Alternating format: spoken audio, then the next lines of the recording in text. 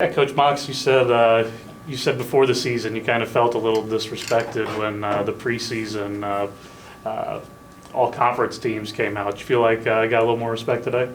Yeah, I was really proud of our kids. Having nobody on that team and then getting as many as we did, just shows hard work pays off. So I was proud of them, and I think they felt good. A lot of their teammates were shouting them out on Twitter and in our group chat and all that. So I think that we did gain a little bit of respect there, and we earned it. So, it doesn't stop there, though. We're about to leave today to go to the conference tournament, so we got to continue to prove ourselves. Obviously, it's hard to go back-to-back, and we know that, people are going to be gunning for us, so we just got to be super competitive when we get down there.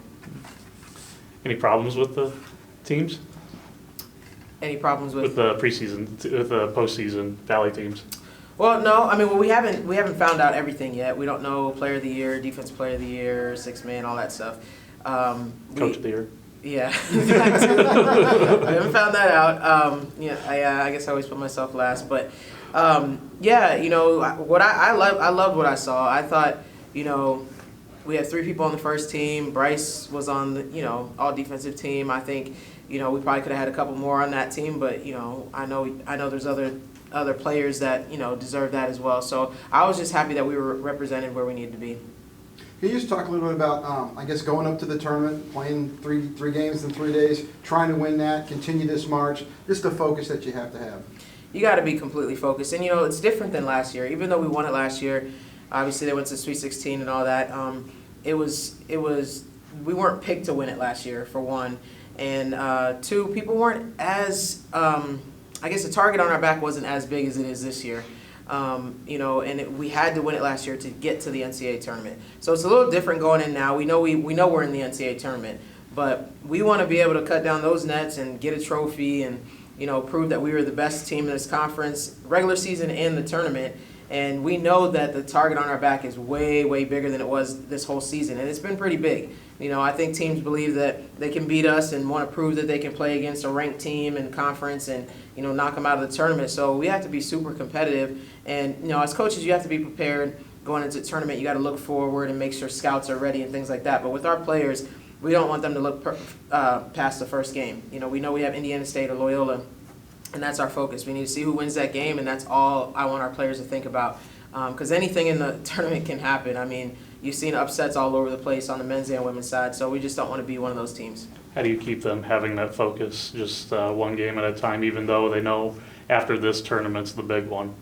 Yeah, we just talk about the possible 2 teams that we are going to play, but we actually even haven't spent too much time on them. We've been spending this week working on ourselves, getting better at some offensive things that we've had some breakdowns with, getting better defensively, getting better individually. So just focusing on ourselves kind of keeps them grounded and focused because they're not thinking about another team yet. So as we get closer, a little bit today, but more so tomorrow, we'll start talking a little bit more about Indiana State and Loyola. The good thing is we just played both of them, so it's really fresh. But we won't talk about any other team past that. I believe they have to stay focused on each game. You can't look forward. When you look forward in a tournament, that's when you start to see the upsets. And a lot of times the higher seeds do that. They just talk about the championship game, who they might possibly play, but you got to get there. And every team is fighting for their lives. Every team wants to finish their season strong. There's multiple teams that are fighting for WNIT bids in our conference, and there's some that are fighting for NCAA bids. So everybody's hungry now. Everybody's fighting for something. Even though we are fighting for a championship, other teams are too. So we just got to make sure that we stay focused. How much of a difference is there? They're not really Cinderella this year. Like, teams know who they are, and it's not too much big of an upset if they go on this type of run again. Just how big of a difference is there from them being like a Cinderella team to them having those expectations? Well, what you can get with, where we are this year is a lot of pressure. They put a lot of pressure on themselves. So I've been talking to them. Some are anxious. Some have some pressure, feel pressure, like, okay, we got to win this. We got to win this. We're the number 1 seed. We finished strong. We're best team in the league. Whatever it is. We're the ranked team. So I just don't want them to have any of that pressure. I want us to just be confident going in there, kind of play with a chip on our shoulder. I still think that teams in this conference believe that they're better than us or believe that, we can't win this tournament. I really do think that because when people come out to play us, they give us their best shot and they come like they're going to win that game. So I want us to be confident, play with a chip on our shoulders, something we have to prove. It's hard to go back-to-back. I don't care what conference you're in. and this is a historic year in the Valley where all games have been competitive, really. So, I'm just trying to manage our mental state, really, and emotional state as well. But, I think physically and game plan-wise, we're definitely going to be ready. It's just the emotions just going into it. What have you brought, I mean, from your past experience in the Big Ten and all, about this time of year, about March? And, I mean, how does a team have to approach it? Is it different completely, or is it kind of try to stay consistent? Well, you got to stay consistent, but you got to have to up your game a little bit in every area.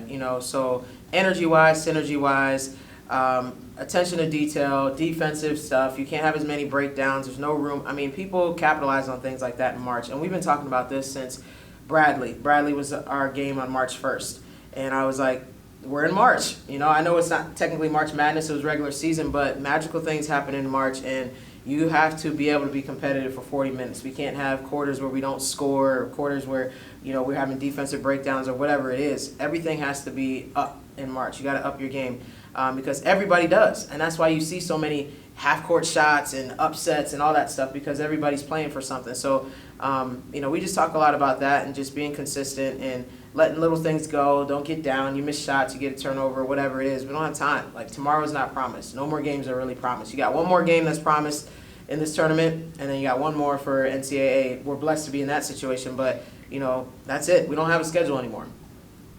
For a coach right now, just kind of the hot topic with everything, just coronavirus going on. Just how much have you kind of thought about that, and how does that make you nervous just going through these next few weeks when you guys could be traveling? Yeah, well, first of all, I'm a germaphobe, so I definitely thought about it. But you just got to take precautions, listen to what the CDC is saying and what our university and our administration, they're relaying things to us, and just, preventative measures. But at the same time, the NCAA is going to have the final say on all that stuff, whether we play without fans or there's, tournaments or sites that are changed or whatever's going on. So really, you can't think too much into it because we have no say in it, The only thing you can do is just educate your team, and that's what I try to do, educate our players on, obviously they know proper hygiene, but when things like this happen, wash your hands more frequently, don't share things. A lot of times on teams, people share water bottles and share things like that. So, just proper hygiene and preventative measures, but it is pretty scary. I mean, you see universities closing down, you see, not even just talking about sports, I'm just talking about universities and schools and things going to, people are going to online classes, and, you just never really know. So it is kind of scary, but at the same time, I don't want our players to just get freaked out, We just got to just make sure we take care of ourselves and take care of each other, and just wait and see, pertaining to basketball, what's going to happen. Just how much could something like that take away from what's going on, from the excitement you guys have coming up, just like playing an NCAA tournament game with no fans in the crowd? Just how much can that take away from everything? Yeah, I mean, it would be very different for sure. It would be almost like you're playing like a close scrimmage, and I always think like with close scrimmages against other other teams, it's so awkward because it's like a game with no fans, So we were talking about that with the staff, and just even on the men's side, on the women's side, even if you're watching on TV and there's no fans there, it would be awkward. It would be a situation where we would have to create our own energy and not rely on fans at all or atmosphere. And I don't think we've ever really been in a situation like that, but most teams haven't, and I think everybody's going to be in the same boat. So it takes away home court advantage a little bit. You're still playing in somebody's gym, but you don't have that crowd behind them. Or if you host, I guess it takes away that a little bit. But at the same time, both teams are in the same boat, so you got to find a way. But I think it's going to be a very weird vibe, I think, at any game, that has no fans. And I know there's a lot of conferences that have already put that out there. They're not letting fans come in. So we'll see what they say, with MVC and then also NCAA tournament, and we'll just roll with the punches. At the same time, you just got to continue to play your game and stay focused. You're still fighting for something. You're still fighting for a championship. I mean, you'd rather play with nobody than not play at all, or have them say, okay, that's it, that's the end of the year? I would, if they, if they tell us that it's safe for our student athletes and everybody, then I would like to play. But if we're putting them in danger, obviously they're my biggest concern, and everybody in our program and, administrators and all that. So if it's a safe environment, just we can't play with fans, then I would rather that, of course, than cancel the games and cancel, what you've worked so hard to get to. But I want it to be a safe environment for everyone. How much are the girls kind of talking about that? Are they, you say they're on their phones looking at things all the time, kind of keeping up with that kind of stuff? Just how much, do they have nerves at all for that? I wouldn't say they have nerves, but they inquire. They have some inquiring questions. They also did some research on their own. I think they just want to be informed, and just know what's going on. But I wouldn't say they're nervous about it. Also based on, I guess, things that you read, it's not really affecting their demographic. It's affecting older people. So I don't know if they really even think that they could possibly get it, but they are taking the precautions that they need to, and hygiene and all that. But they're not nervous. They just want to know if it's going to affect our games, because they're focused. It's March, but it's our job to make sure it's a safe environment. Are we going to play, right? And are we going to play, and what's going on? Yeah. Is there any, have you heard anything about, because of them on the West Coast shutting some stuff down, that maybe an opportunity to bring a region here is better because of that? Or, have you heard any kind of talk that way? Or? I haven't heard any talk that way, but I'm hoping, because obviously they're hit with it pretty hard out there, especially in Washington, the state of Washington. I'm hoping that, maybe one of those sites are, moved over, maybe the Midwest, maybe Springfield, Mm-hmm. But you don't know.